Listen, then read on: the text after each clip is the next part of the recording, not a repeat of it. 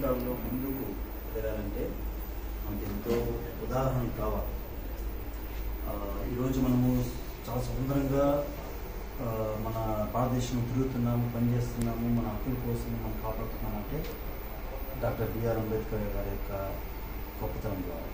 ఆయన చాలా చక్కగా మన యొక్క రాజ్యాంగాన్ని లిఖించి ప్రతి ఒక్కరికి అందేలాగా అన్ని విధాలుగా పనిచేస్తారు. అలాంటి మహాన్ వ్యక్తులు కూడా ఈనాటి మనం జరుపుకుంటున్న మహారాజ్ ఛత్రపతి మహారాజ్ యొక్క సందేశాలని, తర్వాత ఆయన యొక్క సహాయం కూడా ఆయన కోరుకొని తీసుకొని ఆయన యొక్క రిజర్వేషన్, అంటే చాలామంది రిజర్వేషన్ అంటే ఎందుకు రిజర్వేషన్ ఎందుకంటారు, అందరూ ఒక సమానంగా, అంటే అందరికి సమానంగా వస్తే పర్వాలేదు, కానీ ఆ సమానత్వం కోల్పోతుంది కాబట్టి ఈ రిజర్వేషన్ ద్వారా ఇంకా అట్టడుగున ఉన్న వాళ్ళని కూడా పైకి తీసుకురావడానికి ఉపయోగపడుతుంది.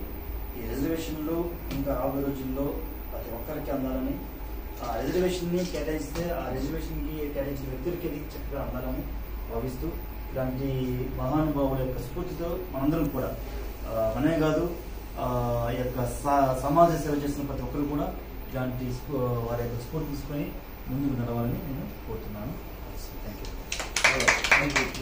జోహార్ జోహార్ ఛత్రపతి షాహుజీ మహారాజ్. జోహార్ జోహార్. బలోపేతం చేద్దాం రిజర్వేషన్ విధానాన్ని. బలోపేతం చేద్దాం రిజర్వేషన్ విధానాన్ని. పరిపాలనలో మహిళలను భాగస్వామ్యం చేద్దాం. పరిపాలనలో